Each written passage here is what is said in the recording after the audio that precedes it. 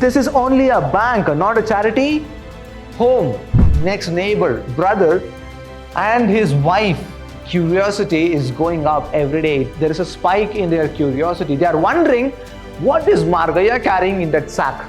Margayya, what he does, he just takes out half a rupee coin out of his pocket, places it in front of Balu, and he says, here is your share in the property.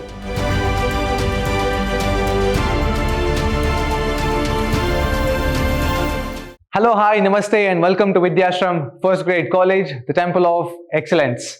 I am Nanda Kishore, faculty of English in Vidhyaashram, MYSURU. In my previous session, I had discussed about the chapter 4 from the novel Financial Expert, written by R.K. Narayan, and in today's session 5, I will be discussing about chapter 5, the very last chapter. So before I proceed further, let me just give you a recap about Chapter 4. In Chapter 4, we get to know that Margayya is growing financially strong, and he also gets his son Balu married to a 17 years old girl, Brunda, who happens to hail from a family who owns tea estate which yields 10,000 rupees a year. And he goes on to double his money, and there is a lot of financial gainings to Margayya, and Margayya somehow manages to patch up with Dr. Pal, and Dr. Pal and Margayya, both of them, try to get more number of customers to invest in their own scheme. Now let us see what happens in today's session. Margayya, a movie celebrity. Now it is told is looked at by the people as a sort of a movie celebrity. Now, why is that? Because Margayya has gained so much of money. He has not only gained money, he has also gained fame, which puts people in such a place, their attitude towards Margayya is such that they always waited for Margayya to pass by in the streets. When Margayya is passing in the street, people would stand there for a minute or two and they would just look at Margayya and admire him, saying that how was Margayya once upon a time and how has he become today? So how did he do it? They go on to admire Margayya, they go on to praise Margayya. And in session 4, in chapter 4, it also says that, Margayya was called the wizard, the expert, the financial expert now. With this attitude, there are a lot of people, there are a lot of problems now doubling to Margayya, because people come asking for flood relief fund. They also ask for Gandhi fund, because this novel is depicted in the times of pre-independence, and there is something called Gandhi fund because Gandhi was fighting or he was struggling for Indian independence, and people would come to Margayya asking to donate fund. There is also earthquake relief fund. If there is a natural calamity, natural disaster, people would come to Margayya. That's how big shot has become today. And also prevention of cruelty to animals. Look at this. This is fun. Yeah, fine. Flood relief fund, accepted. Gandhi fund, accepted. But they went on to an extent to demand money, to ask money from Margayya, even to prevention of cruelty to animals. Look at this fluctuation there. Promotion of child welfare and education and war fund as well. Even war fund. There was a war going on and people went to Margayya to demand more money and more money. And Margayya was fed up and he says that I had enough, and this is not a home. This is not a charity trust to give away the money you have. This is a bank, and that's why he stops people by putting a barricade, and he says, this is only a bank, not a charity home. I cannot give away my money, which is hard-earned money, for all these funds. No. He says he gets so irritated. He's also worried, if they come and demand money, it's fine. Somehow I can dodge them. I can manage. But I shouldn't be kept away by the eyes of income tax people. If they get to know that I'm making money out of all these schemes, then I will be in soup, I'll be in trouble. Now, looking at all this, Dr. Pal says, it's time that you should buy a car. Now, Dr. Pal is telling Margayya, why don't you buy a car? And he does. Actually, he gives the rights for Dr. Pal to buy him a car. Who? Margayya is giving rights. Now, see, I'm not interested in buying all such things. But still, if you insist me to buy this, well, you have all the rights to buy me a car. In a sense, like he's going to pay the money, Margayya, but still, it's in the hands of Dr. Pal now. So Margayya, he reaches such a stage in his life that he goes on to make money after money, there is a lot of income. So even after the working hours, he starts counting, he starts looking at the account book using kerosene lamp, which is just then invented. Okay, and he says that it's gonna consume his eyesight. He already has an eyes problem in the very first chapter, we know that. But now Margayya has reached such an extent that he went on to look the account book or maybe count the notes. And most importantly, he is doing it because he knows that it's going to reap him a good reward. And every day he took home the cash in his gunny bag, sack. And people would be so dumbstruck, right, after looking at so much of money. But he wouldn't let the people know what he is carrying home, especially to his brother, his neighbor, brother. So both of them were very keen about each other. So after taking home, what did he do? He counted cash over and over again and again. Not the same bundle, but he had so much of money, so much of currency, so much of notes in his house. He couldn't even count his notes, these notes, by himself. So while doing it, he forgot to eat. He ate very little. So every time, so that is showing you what is he fond of. He is neglecting his health, not just food, he is also giving up on his health. His wife Meenakshi couldn't take all of this nonsense. Every day there is bundles of sacks coming on, and every day, it's not just 1 or 2 days, every day it's happening. And Margayya is so fond of counting. By the time we went to bed, it might be even 3 o'clock in the midnight. So Meenakshi is silently observing all of these things, and she says, shouldn't you mind your health? A very good piece of advice by any wife for that matter who would give. And being an ideal wife, Meenakshi says, shouldn't you be eating your food on time, sleeping or going to bed on time and taking care of your health? And Margayya would say, don't disturb me. Please leave me alone. Take this. He would just be awake with a glass of milk. That's all. Maybe a cup of coffee. He would be awake or kept himself awake throughout the night. So no longer to count the currency alone, he has reached the stage where there is a heap of notes bundled. And he is not able to count all these currency notes all alone by himself. Such a great wealth is pouring in. And after a few days, Dr. Pal comes and tells Margayya that people are talking about conferring a title. And government has decided so. Government is going to confer you a title for doing what? For giving away so much of wealth, currency notes, for that fund, for this fund. You're trying to help people. And what is the title? For some public service medal. They are going to give you a public service medal for the job you have done, for the job you are doing. So every day, the same routine currency bundle sacked up, he would take home. And Margayya's brother, after observing so many things happening in and around Margayya's life, okay, the very next neighbor, brother, and his wife, curiosity is going up every day. There is a spike in their curiosity. They are wondering, what is Margayya carrying in that sack? A gunny bag? Is it just the paper, a piece of paper, or is it just the wealth? Maybe jewelry, maybe notes, maybe precious diamonds, who knows? Both of their curiosity. Who? Margayya's brother and brother's wife. Margayya's sister-in-law's curiosity. Always they would keep their ears on the wall and try to see what is happening, trying to listen, trying to peep. So as this happening, His currency notes are doubling, 2 folds, 3 folds, 5 folds. It's going on, doubling.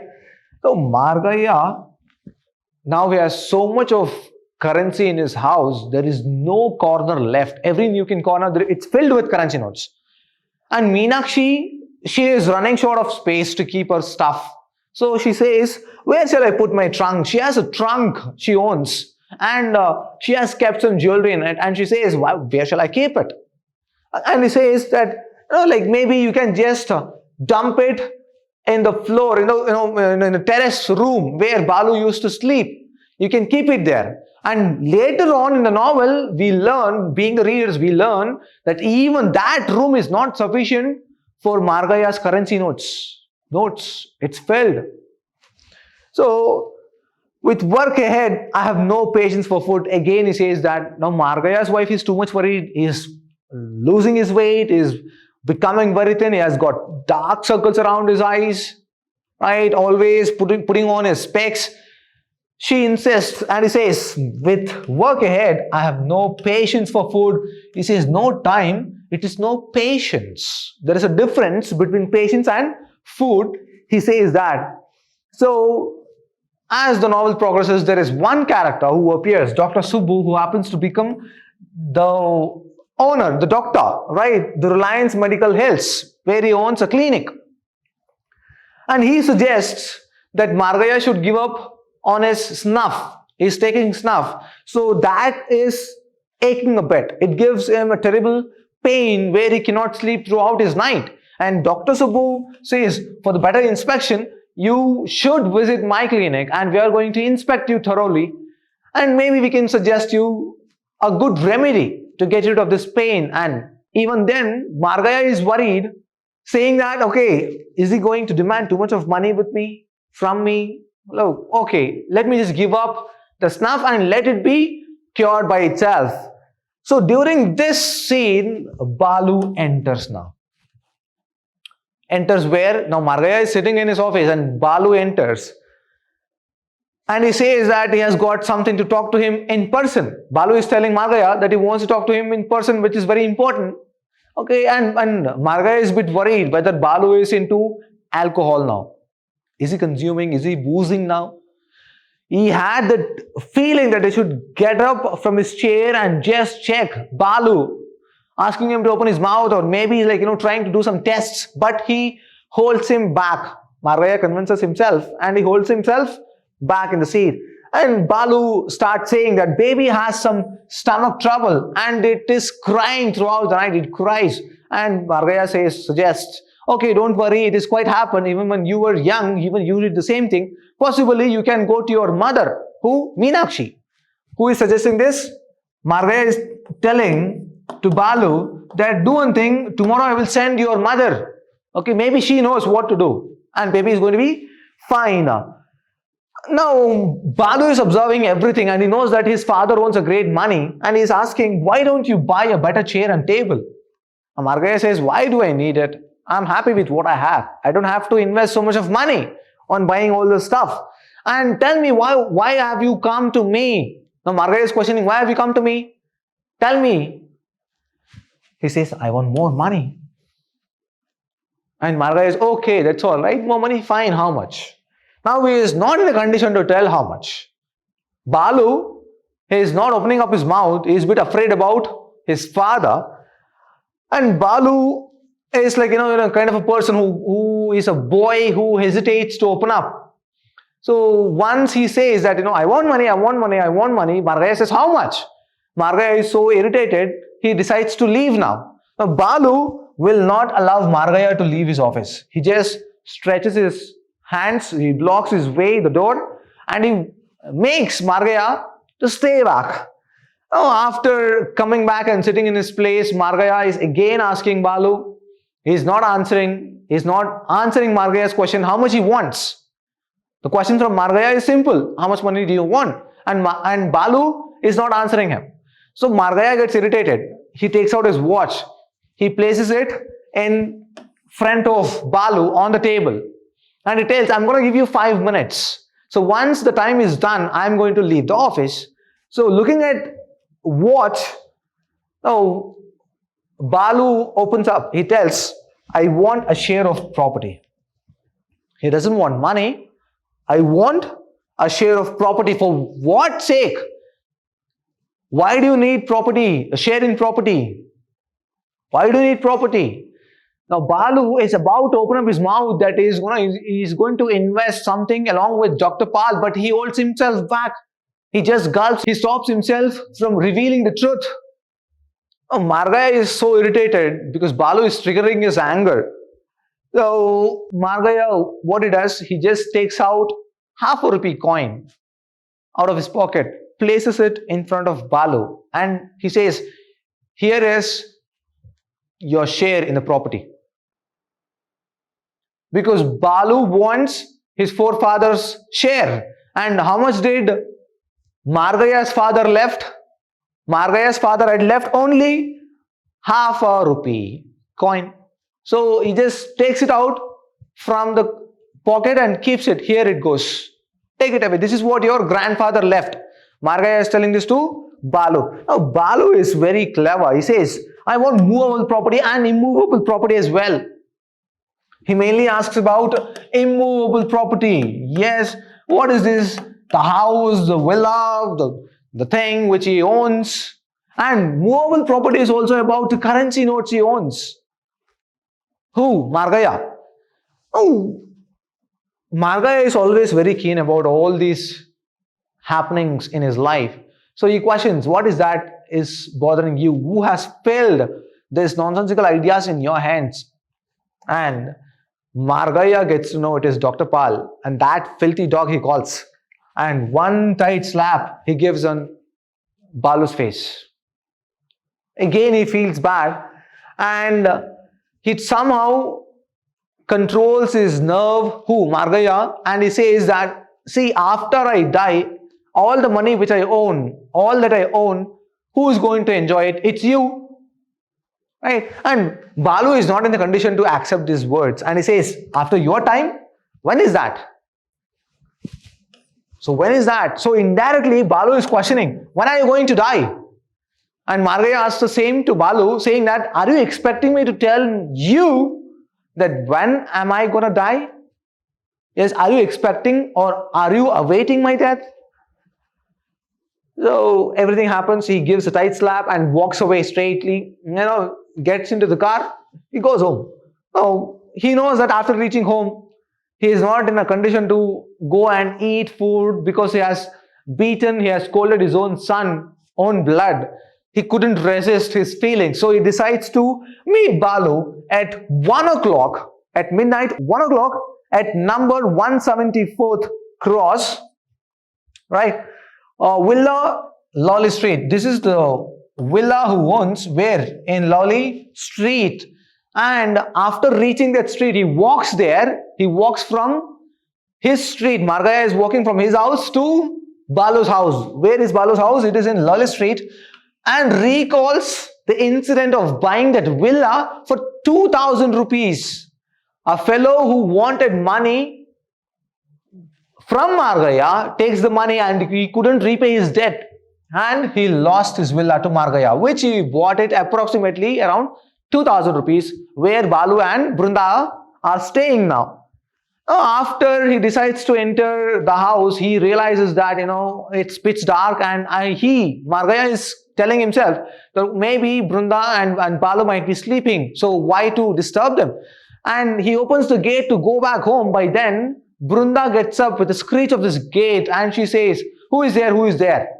So Margayya, just to maintain his father-in-law's attitude, he enters and he goes on to ask question. So where is Balu? He says, where is Balu? And Brunda will always show respect. She is an ideal wife. She is an ideal daughter-in-law for Margayya and Meenakshi. So she is head-bent and she goes on to tell what has happened in her life, and she also cries, telling that this is what is happening in my husband's life. Who? Brunda is telling now, Balu has got into addiction of boozing, right? He is in one of the theaters there with Dr. Pal, where the women are free, they're playing everything they want. In simple, adultery, right? He is into extramarital affair. Now, Margayya couldn't hold his nerve. He is triggered, yes, is in his peak of anger. By then, Dr. Pal's baby Austin drew up. This is the car, baby Austin. It drew up. Now, Margayya is in villa, where Balu's house. Now he's about to leave. And at that point of time, Dr. Pal's baby Austin, the car drew towards Balu's house. And Margayya, he loses his cool. He gets out of the house. He gets the scruff of his coat. His coat, Dr. Pal's coat, and dragged him out and beat him with slipper. Margayya removes his slipper, sandal, and beats him until there is bruises and cuts. Okay, he's bleeding. Who? Dr. Pal starts bleeding. So looking at this, Balu tries to stop his father, and without noticing, Margayya pushes his son Balu, where Balu goes and hits his head on gate post. So from other end, Brunda is watching. And here, it's Margayya who is beating Dr. Pal. So by the time, the very moment, Balu collapses on the ground, Margayya comes and Brunda, both of them come together and they inquire about Balu's condition now. Meanwhile, Dr. Pal just grabs everything. He just manages to get up and leaves to police station. And you should remember one thing. When he drew this baby Austin, in the front seat there is Balu and Dr. Pal, and in the back seat there are two women, which shows about the adultery or extramarital affair. And soon after this scene, Dr. Pal leaves to police station to file a complaint against Margayya. So he is very hurt. Now Dr. Pal comes up with an idea to bring down the status of Margayya. What does he do is, next morning, Dr. Pal goes to the client, blanket merchant. Remember, he is the first client. He goes to blanket merchant and intentionally talks about the bandages. He has got a bandage. He talks about the bandage. And he convinces, who? Dr. Pal is convincing Guru Raj, the blanket merchant, somehow that Margayya is going to be in trouble. He is going to lose all his money. So better you go and take your money. Where Guru Raj, the blanket merchant, will go to Margayya and he says, I want to take my money back. Take back my deposit, my money. Somehow there is a sudden arrangement of marriage and I need some money, in a sense like I want all my deposit, which is of 5,000 rupees. He gives the receipt and he goes to bank. He just takes away the money. And Dr. Pal gradually visits all the people, all the clients, and he puts the word against Margayya, where people believe what Dr. Pal told and they start going towards Margayya. And one after, they came with receipts and they go to Margayya to take away the deposits now. By 4 o'clock that day, all the cash in the house was gone. Remember, in chapter 4, we learned that Margayya had so much money in every corner, every nook and corner in his house was filled with money. But one single day, one single incident and one single blow, by 4 o'clock, all the cash in the house was gone. People who are standing outside the house, they are banging at the windows, at the door, they are claiming, my money, I lost my money. And people in the crowd, they go on to manhandle even Sastri, the accountant of Margayya. They beat him and they go on to scream, my money, my money. Now Margayya is nowhere able to manage all these fuss, all these problems, all this anger by himself. And immediately he calls his wife and tells, please go and call my brother. So Meenakshi just goes to the veranda and she screams and calls for her brother-in-law.